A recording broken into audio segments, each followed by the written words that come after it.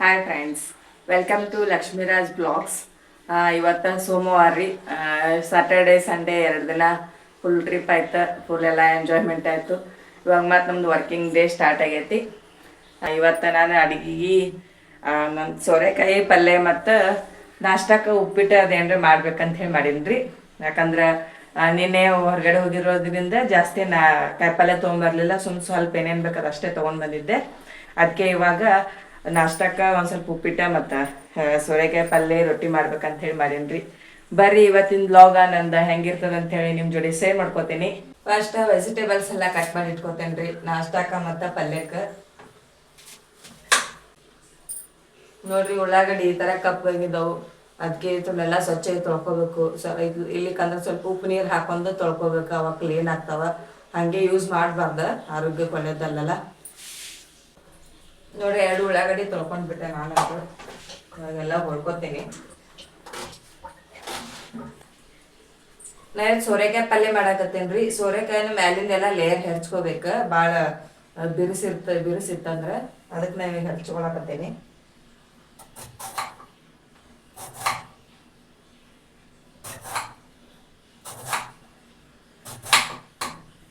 ನೋಡ್ರಿ, ಈ ಥರ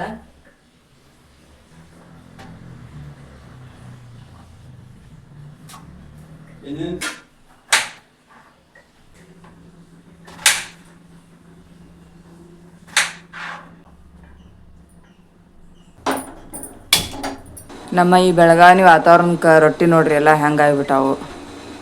ಎಲ್ಲ ಫುಲ್ ಬೋಸ್ರು ಬಂದ್ಬಿಟ್ಟಾವು. 1 ಅಥವಾ 2 ಉಳಿದ್ರೂ ಮರುದಿವ್ಸ ನಟಿಗೆ ಈ ಪತಿ ಆಗಿಬಿಡ್ತಾವೆ. ಅದಕ್ಕೆ ಎಲ್ಲ ಅಡುಗೆ ಅವಾಗಿಂದ ಮಾಡ್ಕೋಬೇಕಾಗಿತ್ತು. ಮಳೆಗಾಲದಾಗೆಲ್ಲ ಇದೇ ಥರ ಮಾಡ್ಕೋಬೇಕಾಗ್ತೈತಿ. ರೊಟ್ಟಿ ಎಲ್ಲ ಹಾಳಾಗ್ಬಿಡ್ತಾವೆ ಎಕ್ಸ್ಟ್ರಾ ಮಾಡಿಬಿಟ್ರೆ. ಅದಕ್ಕೆ ನಾನು ಯಾವಾಗಲೂ ಎಷ್ಟು ಬೇಕು ಅಷ್ಟೇ ಮಾಡ್ಕೊಂಡು ಬಿಡ್ತೇನೆ, ಎಕ್ಸ್ಟ್ರಾ ಉಳಿಲಾರ್ದಂಗೆ. 1-2 ಉಳಿದಿದ್ದು ಹಿಂಗಾಗ್ಬಿಟ್ಟ ನೋಡ್ರಿ. ಬಂದಿಟ್ಟೆ ಉಪ್ಪಿಟ್ಟು ಮಾಡ್ಕೊಳಕ್ಕೆ ರವೆ ಹುರ್ಕೊಳಕತ್ತೀನಿ ರೀ. ಈಗ ರವೆ ಹುರ್ಕೊಂಡು ಉಪ್ಪಿಟ್ಟು ಮಾಡ್ಕೊತೇನೆ. ರವೆ ಹುರಿದವ್ರಿ ಇವಾಗ ಉಪ್ಪಿಟ್ಟು ಮಾಡ್ಕೊತೇನೆ. ಎಣ್ಣೆ ಹಾಕೊಳಕತ್ತೇನೆ. ಜೀರಿಗೆ, ಸಾಸಿವೆ, ಕರಿಬೇವು ಹಾಕೊಳ್ತೇನೆ.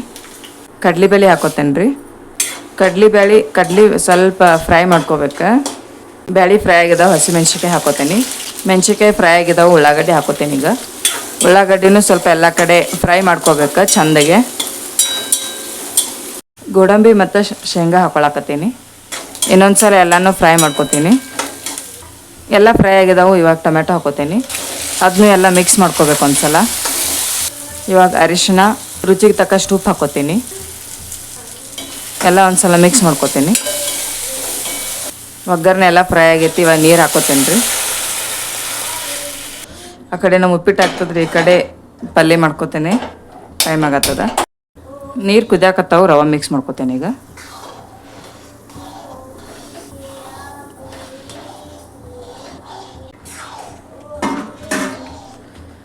ಇವಾಗ ಒಂದು ಅರ್ಧ ನಿಮಿಷ ಮುಚ್ಚಿಡ್ತೇನೆ ಬೇಯಲಿ. ಈ ಕಡೆ ಸೋರೆಕಾಯಿ ಹುರ್ಕೋತೇನೆ.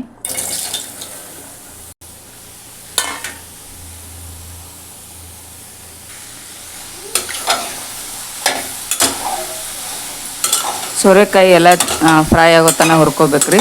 ಫ್ರೈ ಆದರೆ ಸೋರೆಕಾಯಿ ಪಲ್ಯ ಚಲೋ ಆಗ್ತೈತಿ. ಈ ಕಡೆ ನಮ್ಮದು ಉಪ್ಪಿಟ್ಟು ರೆಡಿ ಆಗೈತಿ. ಮೇಲೆ ಸ್ವಲ್ಪ ತುಪ್ಪ ಹಾಕ್ಕೊಂಡು ಎಲ್ಲ ಮಿಕ್ಸ್ ಮಾಡ್ಕೊತೀನಿ. ಇದಕ್ಕೊಂದು ಸ್ವಲ್ಪ ಕೊತ್ತಂಬರಿ ಹಾಕೋಬೇಕ್ರಿ. ಕೊತ್ತಂಬರಿ ನಾನು ನಿನ್ನ ತರಲಿಲ್ಲ, ಅಲ್ಲಿ ಸರಿ ಇರಲಿಲ್ಲ ಅಂಥೇಳಿ ಇವತ್ತು ಹೋಗಿ ತೊಗೊಂಡ್ಬರ್ಬೇಕು. ಇವಾಗ ನಾನು ಕೊತ್ತಂಬರಿ ಹಾಕ್ಕೊಳ್ಳಾರ್ದೇನೆ ಉಪ್ಪಿಟ್ಟು ಮಾಡ್ಕೊಂಡೆ. ಚಂದ ಆಗೈತೆ ರೀ. ಸ್ಮೆಲ್ ಮಸ್ತ್ ಬರಾಕತ್ತೈತಿ. ಉದುರು ಆಗೈತೆ, ಫುಲ್ ಸಾಫ್ಟ್ ಆಗೈತಿ. ಇವಾಗ ಗ್ಯಾಸ್ ಆಫ್ ಮಾಡ್ಕೊಂಡ್ಬಿಡ್ತೀನಿ.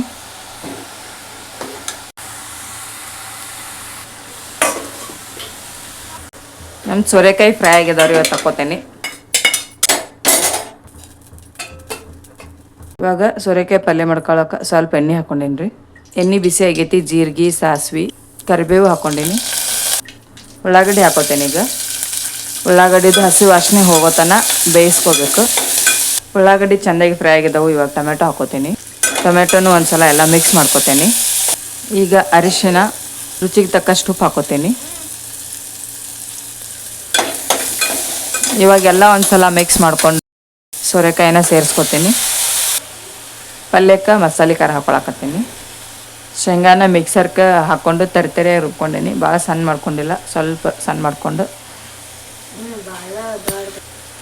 ಎಲ್ಲನೂ ಒಂದ್ಸಲ ಮಿಕ್ಸ್ ಮಾಡ್ಕೊತೀನಿ. ಈಗ ಸ್ವಲ್ಪ ಚೆನ್ನಾಗಿ ಬೇಳೆ ಮಿಕ್ಸ್ ಮಾಡ್ಕೊಳತ್ತೀನಿ. ಸ್ವಲ್ಪ ನೀರು ಹಾಕಿ 1 ನಿಮಿಷ ಕುದಿಸ್ಕೊತೀನಿ ರೀ. ಇವಾಗ ನೋಡಿರಿ ನಮ್ಮ ಪಲ್ಯ ರೆಡಿ ಆಗೈತಿ, ಎಲ್ಲ ಕುದ್ದೈತಿ. ಇವಾಗ ಆಫ್ ಮಾಡ್ಕೊತೀನಿ.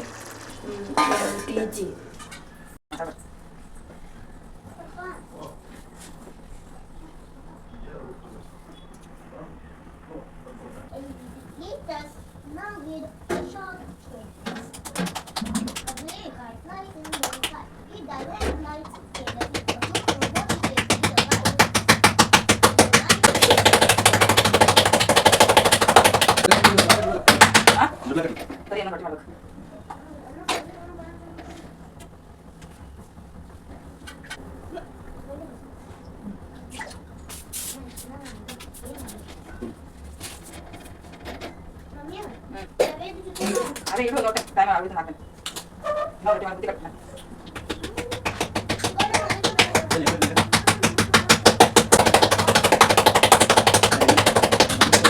ಟೈಮ್ ಸೆಟ್ ಏ 36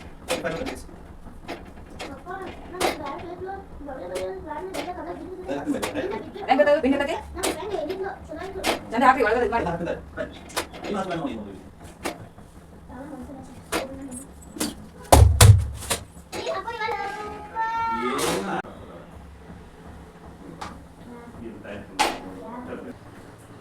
ಕರ್ತು ಮುಂದೆ ಹೋಗೋ ನಿಟ್ಟ ಬಂದೆ ನಾನು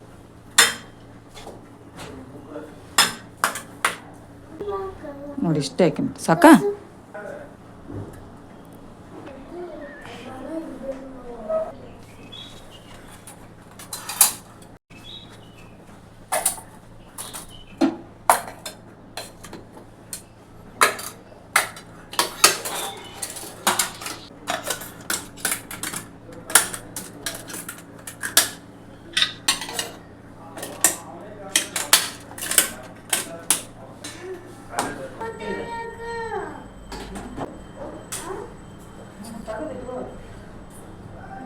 ಇದನ್ನೇ ತಗೊಂಡು ಹೋಗು.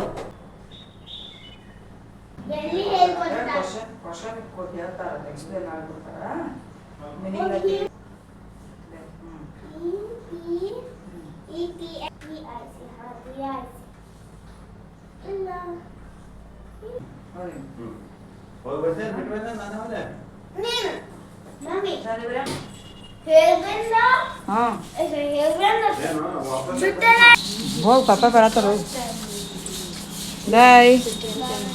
ಚಂದ ಬರಮ್ಮ ಎಕ್ಸಾಮ್ ಇಲ್ಲ ಬಾಯ್. ನಂದು ಇವಾಗ ಅಡುಗೆದೆಲ್ಲ ಆಯ್ತು ರೀ. ಅಡುಗೆದೆಲ್ಲ ಮಾಡ್ಕೊಂಡೆ, ರೊಟ್ಟಿ ಮಾಡ್ಕೊಂಡೆ. ರೊಟ್ಟಿದು ಮಾಡಿ ಇವಾಗ ಬಾಂಡೆದೆಲ್ಲ ತೊಳ್ಕೊಬೇಕ. ಇನ್ನೂ ಬಾಂಡೆ ಕುಂತಾವ. ಇವತ್ತು ನಮ್ಮ ಮನೆಯವರ ಪೂಜೆ ಮಾಡಾಕತ್ತಾರ. ಅವ್ರದ್ದೆಲ್ಲ ಕೆಲಸ ಆಗಿತ್ತ, ಪೂಜೆ ಮಾಡಾಕತ್ತಾರ. ಇವಾಗ ಬಾಂಡೆದೆಲ್ಲ ತೊಳ್ಕೊಂಡು ಗ್ಯಾಸ್ ಕಟ್ಟೆದೆಲ್ಲ ಕ್ಲೀನ್ ಮಾಡ್ಕೊತೀನಿ. ಗ್ಯಾಸ್ ಕಟ್ಟೆ ಎಲ್ಲ ಕ್ಲೀನ್ ಮಾಡ್ಕೊಂಡೆ, ಬಾಂಡೆದೆಲ್ಲ ತೊಳ್ಕೊಂಡೆ. ಇವಾಗ ನೆಲ್ಲಿಕಾಯಿ ಜ್ಯೂಸ್ ಮಾಡ್ಕೊತೀನಿ. ಭಾಳ ದಿನ ಆಯ್ತು ನೆಲ್ಲಿಕಾಯಿ ಜ್ಯೂಸ್ನೇ ಕುಡ್ದಿಲ್ಲ.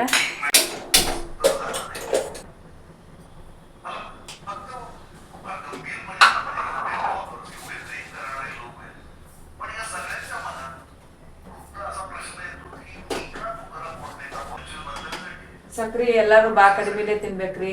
ನೋಡ್ರಿ ನಮ್ದು ಇಷ್ಟೇ ಸ್ಪೂನ, ಚಾಪುಡಿ ಸ್ಪೂನ್ಲೇನೆ ನಾನು ಸಕ್ರೆ ಯೂಸ್ ಮಾಡ್ಕೊತೀನಿ. ಆದಷ್ಟು ಎಲ್ಲರೂ ಸಕ್ರೆ ಕಡಿಮೆ ತಿನ್ರಿ ನೀವು. ಶುಂಠಿ ಚಹಾ ಮಾಡಾಕತ್ತೀನಿ. ಶುಂಠಿ ಯೂಸ್ ಮಾಡಕ್ಕೆ